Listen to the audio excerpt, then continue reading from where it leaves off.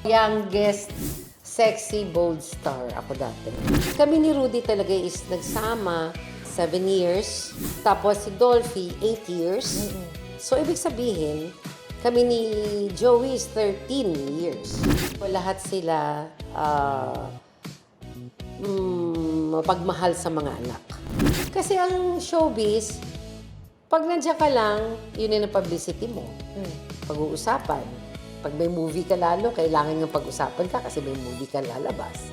Politika, walang kahintuan. Habang nakaupo ka, may intriga. Wala akong takot kasi wala akong ilinihim sa publiko.